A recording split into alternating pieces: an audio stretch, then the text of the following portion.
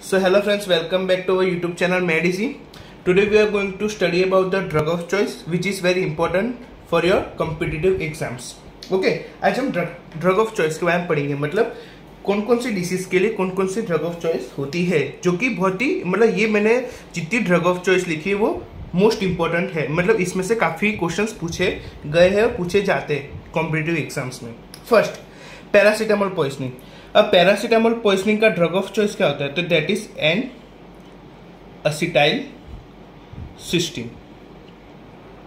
Paracetamol poisoning का drug of choice क्या होता है? N acetyl cysteine. अब एन एसिटाइल सिस्टीन वर्क कैसे करता है वो हम देखते हैं, ठीक है। जैसे कि मान लो ये हमारा एसिटोमिनोफेन, ठीक है, जिसको दूसरा जिसका सिनोनियम है पैरासीटामोल। ओके, पैरासीटामोल का एसिटोमिनोफेन बोलते हैं। अब ये जो एसिटोमिनोफेन है ये हमारे लीवर में गया। पैरासीटामोल का हमारा मेटाबॉलिज्म किसके थ्रू होता है? Through liver. ओके, तो एसिटोमिनोफेन थ्रू ग्लूकुरोनाइड कंजुगेशन और थ्रू सल्फेट कंजुगेशन के थ्रू क्या होता है? इसका क्या बोलते हैं अपने, इसका मेटाबॉलिज्म होता है। अब इसका metabolism some part 4 to 10% through microsomal enzyme, microsomal enzymes के थ्रू भी होता है, ठीक है, जिसमें उसकी फैमिली होती है CYP2E1। ओके, अब क्या होता है इसमें जनरली पैरासीटामोल इतना जब हम कोई भी नॉर्मल जो डोज होता है पैरासीटामोल का वो कितना होता है? तो 4 ग्राम इन एडल्ट। हम एक एडल्ट में 4 ग्राम पैरासीटामोल हम दे सकते हैं, ये नॉर्मल डोज होता है, ठीक है, 1 डे का।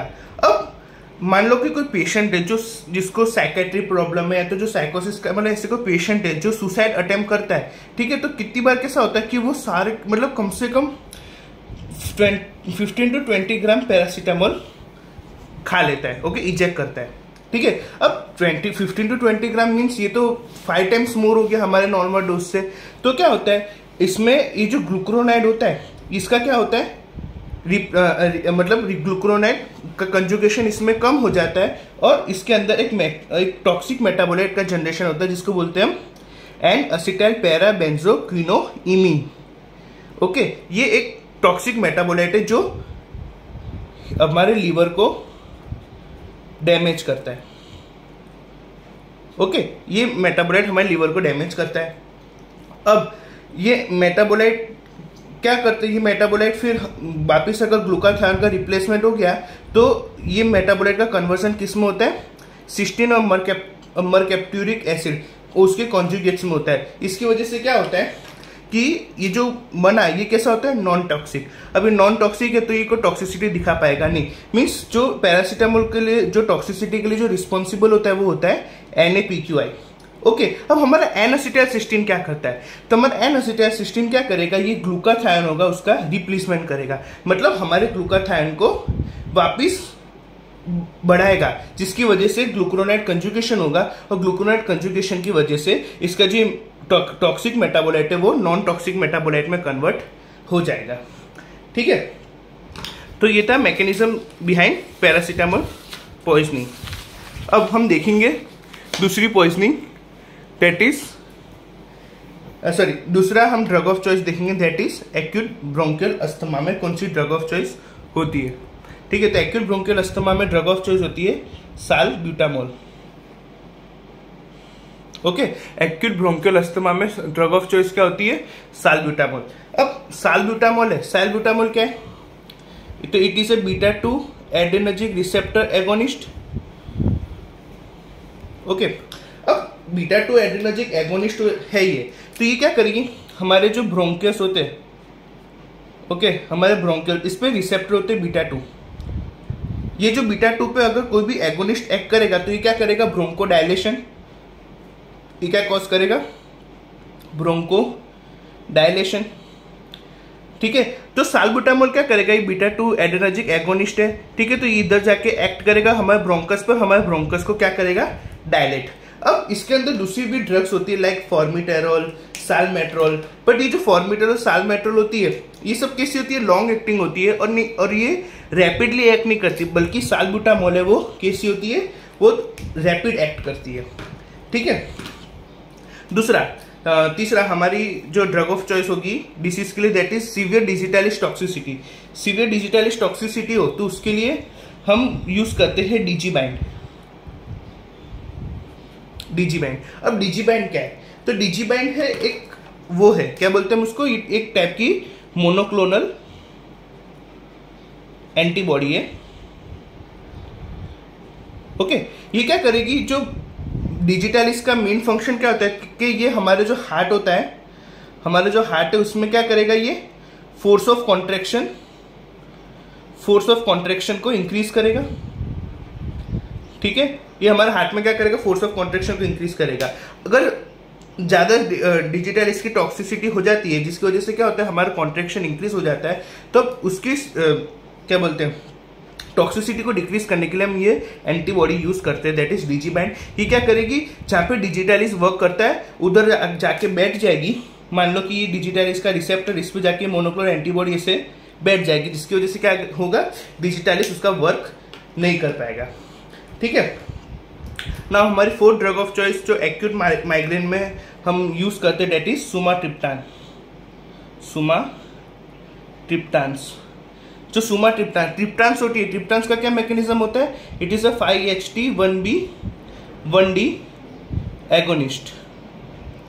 ठीक है, सुमाट्रिप्टान, ये जो ट्रिप्टान्स होते हैं क्या होते हैं, 5-HT1B1D एगोनिस्ट। ये क्या करेंगे, हमारे जो एक्यूट माइग्रेन में जो हमको सीवियर पेन होता है, ठीक है, ये क्या करेंगे, ब्लड वेसल्स को कंस्ट्रिक्ट कर देंगे। ब्लड वेसल की कंस्ट्रिक्ट होने की वजह से जो ट्राइजेमिनल नर्व्स होती है, जो हमारे ब्रेन के थ्रू जाती है, जिसमें नॉइसी रिसेप्टर होते हैं। नॉइसी रिसेप्टर का मतलब पेन रिसेप्टर। ठीक है, जिसकी वजह से हमको पेन होता है, ये उस क्या करेगी, ब्लड वेसल को कंस्ट्रिक्ट करने की वजह से इसमें पेन डिक्रीज हो जाएगा। तो जब भी माइग्रेन का एक्यूट अटैक आए, बहुत ही सीवियर एक्यूट अटैक, तब उसके लिए ड्रग ऑफ चॉइस होती है सुमाट्रिप्टान। ठीक है, अब प्रोफाइलैक्सिस ऑफ माइग्रेन, क्रोनिक और मेनली प्रोफाइलैक्सिस ऑफ माइग्रेन के लिए हम कौन सी ड्रग यूज करते हैं, ड्रग ऑफ चॉइस क्या होती है? तो for prophylaxis of migraine the drug of choice is yes propranolol. Okay, ये बहुत ही इंपॉर्टेंट एमसीक्यू है, ये बहुत बार कॉम्पिटिटिव एग्जाम से पूछा गया है कि for prophylaxis of migraine which is a drug of choice, तो दैट इज प्रोप्रेनोलोल। और हम इसके प्रोफाइलैक्सिस के लिए और भी बहुत सारे ड्रग यूज करते हैं, like calcium channel blockers like flunarizine, okay, anti epileptic like gabapentin, topiramate, हम वैसे सब ड्रग्स भी इसके अंदर यूज करते हैं। लेकिन ड्रग ऑफ चॉइस पूछे तो that is propranolol. Okay, then atropine poisoning. अब एट्रोपिन पॉइजनिंग के लिए ड्रग ऑफ चॉइस क्या होती है, that is physostigmine. Okay, physostigmine is a drug of choice. अब फाइसोस्टिग्मिन हम क्यों यूज करते हैं, बिकॉज फाइसोस्टिग्मिन होती है हमारी ब्लड ब्रेन बैरियर को क्रॉस करती है। ठीक है, ये क्या करेगी, ब्लड ब्रेन बैरियर को क्रॉस करेगी। और हमारा एट्रोपिन होता है, ये एंटीकोलिनर्जिक ड्रग है। एट्रोपिन भी हमारे, जब भी एट्रोपिन की पॉइजनिंग होगी तब हमारे ब्रेन के अंदर एज वेल एज हमारी पेरिफेरी दोनों में क्या होगा, एंटीकोलिनर्जिक इफेक्ट आएंगे। ठीक है, उस इफेक्ट को नलीफाई करने के लिए और उस इफेक्ट को दूर करने के लिए फाइसोस्टिग्मिन यूज करेंगे, बिकॉज ये ब्लड ब्रेन बैरियर को क्रॉस करती है। और इसके जैसा एक और ड्रग होता है, दैट इज नियोस्टिग्मिन। नियोस्टिग्मिन को हम यूज नहीं करते, why, because neostigmine can not cross blood brain barrier. Neostigmine blood brain barrier को क्रॉस कर सकता नहीं है। ओके, थर्ड सेवंथ है हमारा साइनाइड पॉइजनिंग। साइनाइड पॉइजनिंग के लिए ड्रग ऑफ चॉइस क्या होती है, that is amyl nitrate. Amyl nitrate is a drug of choice in cyanide poisoning. Okay, अब हमारी एक आती है बेंजोडाइजेपिन पॉइजनिंग। अब बेंजोडाइजेपिन पॉइजनिंग हुई, बेंजोडाइजेपिन पॉइजनिंग के लिए जो ड्रग ऑफ चॉइस होता है दैट इज फ्लुमानजेनिल। ओके, अब बेंजोडाइजेपिन क्या होता है, बेंजोडाइजेपिन हमको पता है कि ये इसको हम मतलब स्लीप सीडेटिव और हिप्नोटिक्स की जैसे यूज करते हैं सीडेटिव एंड हिप्नोटिक। सीडेटिव और हिप्नोटिक में हम बेंजोडाइजेपिन का यूज करते हैं। बेंजोडाइजेपिन क्या करेगा, क्लोरीन चैनल ओपन कर देगा। क्लोरीन चैनल ओपन होगी, उसकी वजह से क्या होगा, ये हमारा न्यूरॉन है, इसके अंदर मान लो इसने क्लोरीन चैनल ओपन कर दी। अब इधर से क्लोरीन आना स्टार्ट हो जाएगा सेल के अंदर, और पोटेशियम जो सेल के अंदर है वो बाहर आना स्टार्ट हो जाएगा, जिसकी वजह से सेल क्या होगा, हाइपर पोलराइज, सेल कैसा हो जाएगा, हाइपर पोलराइज। और इस सेल के हाइपर पोलराइज होने की वजह से क्या होगा, जो हमारा जो न्यूरॉन है वो कैसा होगा, एकदम शांत हो जाएगा, मीन्स एकदम धीरे धीमे धीमे वर्क करेगा। ठीक है, अब 9th है आयरन पॉइजनिंग। ये बहुत ही इंपॉर्टेंट है, फ्लूमेंजेनिल, ये भी काफी बार कॉम्पिटिटिव एग्जाम में पूछा गया है। ठीक है, 9th है हमारा आयरन पॉइजनिंग। अब आयरन पॉइजनिंग के ड्रग ऑफ चॉइस होती है डेक्सफेरोक्सेमाइड। ठीक है, ये हमारा आयरन पॉइजनिंग के लिए क्या होती है, drug of choice. Okay, now next warfarin. Warfarin के लिए ड्रग ऑफ चॉइस क्या होती है हमारी, तो वारफारिन के लिए हमारी ड्रग ऑफ चॉइस होती है विटामिन के। वारफारिन के लिए ड्रग ऑफ चॉइस क्या होती है, विटामिन के। क्यों, वारफारिन क्या है, वारफारिन एक एंटीकोगुलेंट है। ठीक है, वारफारिन का मैकेनिज्म ऑफ एक्शन क्या होता है, यस, वारफारिन का मैकेनिज्म ऑफ एक्शन होता है, ये विटामिन के को क्या करेगा, इनिबिट करता है, एंटागोनाइज करता है। ठीक है, विटामिन के हमारा क्या होता है, वो हमारे बॉडी के अंदर कोगुलेशन करता है, हमारे ब्लड के अंदर कोगुलेशन करने के लिए रिस्पॉन्सिबल होता है। तो ये विटामिन के को इनिबिट करेगा, जिसकी वजह से वो उसका मैकेनिज्म शो करता है। लेकिन कभी वारफारिन की टॉक्सिसिटी हो जाती है, वारफारिन की टॉक्सिसिटी से कभी मतलब हमको ब्लीडिंग होना बहुत स्टार्ट हो जाता है, हमारे ब्लड के अंदर जो कोगुलेशन मैकेनिज्म है वो बहुत ही स्लो हो जाती है। अगर मान लो कभी किसी को थोड़ी सी चोट लगी, ठीक है, कहीं थोड़ा सा लगा, तो उसकी वजह से क्या होगा, उसका खून जल्दी से बर्न नहीं होगा। ठीक है, तो अगर ऐसा सब, अगर उसकी टॉक्सिसिटी हो जाए, इसको हम वारफारिन टॉक्सिसिटी को हम डिटेल में जानेंगे इन एंटीकोगुलेंट चैप्टर। जब मैं एंटीकोगुलेंट पढ़ाऊंगा तो वारफारिन टॉक्सिसिटी डिटेल में समझाऊंगा। ठीक है, नाउ अल्कोहल पॉइजनिंग। अब अल्कोहल पॉइजनिंग में ड्रग ऑफ चॉइस क्या होती है, तो पहले तो हम देखेंगे अल्कोहल पॉइजनिंग में होता क्या है, मतलब कैसे होती है ना, उसके लिए उसका मैकेनिज्म क्या है। तो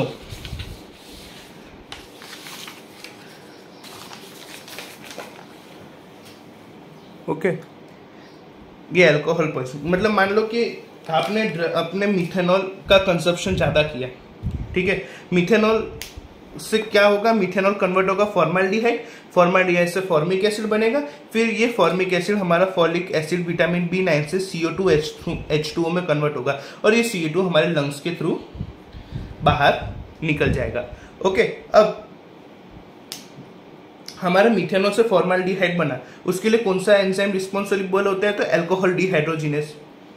दूसरा, हमारा फॉर्माल्डिहाइड से फॉर्मिक एसिड बना, उसके लिए कौन सा एंजाइम रिस्पॉन्सिबल होता है, तो एल्डिहाइड डिहाइड्रोजिनेस। ओके, अब फॉर्मिपेसोल क्या करेगा, ये जो हमारा अल्कोहल डिहाइड्रोजिनेस जो एंजाइम है उसको इनिबिट कर देगा। ठीक है, ये क्या करेगा, हमारे अल्कोहल डिहाइड्रोजिनेस एंजाइम है उसको इनिबिट करेगा, जिसकी वजह से इसका जो टॉक्सिक मेटाबोलाइट है वो बनेगा नहीं। ठीक है, अब एक और वस्तु मैं आपको बताता हूं, एक और चीज कि मिथेनॉल पॉइजनिंग और कोई भी अल्कोहल पॉइजनिंग हो या तो इथेनॉल पॉइजनिंग, या मान लो ये मिथेनॉल के बदले में इधर इथेनॉल लिखूं, ठीक है, फॉर्माल्डिहाइड के बदले अपने एसिटाल्डिहाइड लिखते हैं।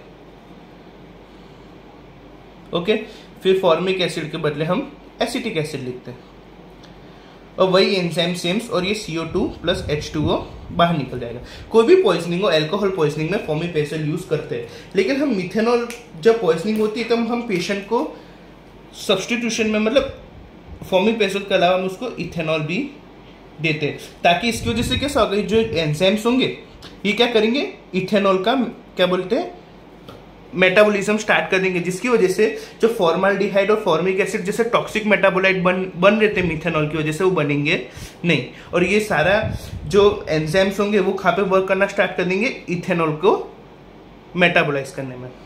ओके, अब हम इसके अंदर देखते हैं alcohol poisoning. Okay, alcohol poisoning, alcohol poisoning के लिए ड्रग ऑफ चॉइस क्या है, फॉर्मिपेसोल। ओके, अब हमारा नेक्स्ट वन है दैट इज एनाफाइलेक्टिक शॉक। अब एनाफाइलेक्टिक शॉक के लिए सबको पता है drug of choice that is adrenaline. Adrenaline का दूसरा नाम क्या है? एपिनेफ्रिन। ओके, इसका दूसरा नाम क्या है? एपिनेफ्रिन। अब एनाफाइलेक्टिक शॉक होता है, ठीक है, जैसे उसमें सिर्फ हम एड्रेनालिन क्यों देते हैं, नॉन एड्रेनालिन क्यों नहीं दे सकते? ठीक है, क्यों ऐसा क्वेश्चन अपने मन में माइंड में अराइज होता है कि हम एड्रेनालिन क्यों देते हैं, नॉन एड्रेनालिन नहीं दे सकते? तो एड्रेनालिन होता है वो सारे रिसेप्टर्स पे काम करता है, alpha 1, alpha 2, beta 1 and beta 2, ये चारों रिसेप्टर पे एड्रेनालिन बाइंड करता है। लेकिन जो नॉन एड्रेनालिन होता है, जो नॉर एड्रेनालिन और नॉर एपिनेफ्रिन, वो क्या करेगा? अल्फा 1, अल्फा 2 और बीटा 1, ये तीन ही जगह काम करेगा। नॉर एपिनेफ्रिन का बीटा 2 पे कोई भी इफेक्ट होता नहीं है। ठीक है, तो इन एनाफाइलेक्टिक शॉक में क्या होता है, हमारे जो ब्रोंकस होते हैं, ठीक है, उसमें भी क्या होता है? Constriction.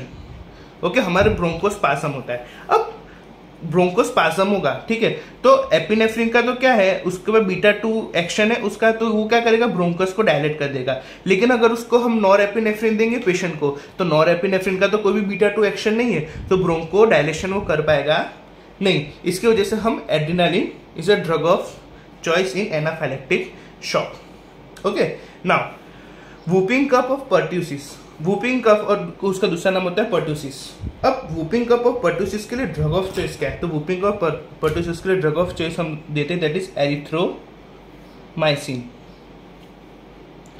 Erythromycin drug of choice in whooping और पर्ट्यूसिस। अब एरिथ्रोमाइसिन क्या है? एरिथ्रोमाइसिन जैसे आपको पता है ये क्या है? एक एंटीबैक्टीरियल ड्रग है।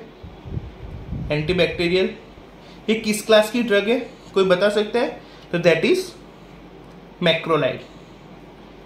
मैक्रोलाइड क्लास की ड्रग होती है, ठीक है, प्रोटीन सिंथेसिस इनहिबिटर होती है। और एरिथ्रोमाइसिन क्या है? एरिथ्रोमाइसिन का क्या है? It is a strong metabolite microsomal enzyme inhibitor होती है एरिथ्रोमाइसिन, ठीक है।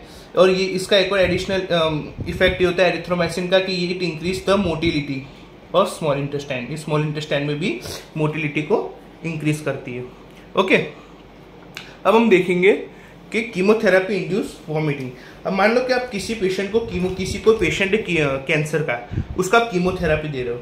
अब एक और मेरा ऐसा क्वेश्चन, बहुत ही अच्छा क्वेश्चन है और काफी बार पूछा गया है कि सबसे ज्यादा मोस्ट इमेटिक, ठीक है, सबसे ज्यादा इमेटिक एंटी कैंसर ड्रग कौन सा होता है? तो डेट इज सिस्प्लाटिन। ठीक है, सबसे ज्यादा इमेटिक ड्रग कौन सा होता है कैंसर में? तो दैट इज सिस्प्लाटिन। मान लो कोई पेशेंट को आपने सिस्प्लाटिन दिया, अब उसको वॉमिटिंग हुई, ठीक है, वॉमिटिंग स्टार्ट होगा। अब ऐसे समय पे आप कौन सी ड्रग उसको दोगे? तो the drug of choice for chemotherapy induced vomiting that is ondansetron. That is ondansetron. Okay, अब जो सिस्प्लाटिन होता है इसमें दो टाइप की वॉमिटिंग होती है, एक डिले वॉमिटिंग, एक अर्ली वॉमिटिंग। अब ये ऑनडेनसेट्रॉन है, हम अर्ली वॉमिटिंग में देते हैं, ठीक है। अगर कोई डिले वॉमिटिंग का मतलब कैसा होता है कि अगर कोई पेशेंट को आफ्टर 24 आवर्स वॉमिटिंग हो रही है, आफ्टर 24 आवर्स, तो उसके अंदर हम ड्रग देंगे that is substance P antagonist, ठीक है, उसको हम ड्रग देंगे सब्सटेंस पी एंटागोनिस्ट, और दूसरे ड्रग का नाम है एप्रीपिटेंट, ठीक है, एप्रीपिटेंट, ठीक है। ये एडिशनल इंफॉर्मेशन थी, but drug of choice for chemotherapy induced vomiting that is ondansetron. अब इरेक्टाइल डिसफंक्शन के लिए ड्रग ऑफ चॉइस अब सबको पता ही, दैट इज सिल्डेनाफिल, ठीक है। इरेक्टाइल डिसफंक्शन के लिए ड्रग ऑफ चॉइस क्या होती है? Sildenafil. Sildenafil is phosphodiesterase 5 inhibitor. Sildenafil क्या होता है? So sildenafil is phosphodiesterase 5 inhibitor. Okay, तो ये थी कुछ इंपॉर्टेंट ड्रग ऑफ चॉइस। अब हम इसके नेक्स्ट पार्ट में हम थोड़ी और ड्रग ऑफ चॉइस के बारे में पढ़ेंगे। अगर आपको मेरा वीडियो अच्छा लगा हो तो प्लीज इस चैनल को लाइक करें, शेयर करें और सब्सक्राइब करें। Thank you.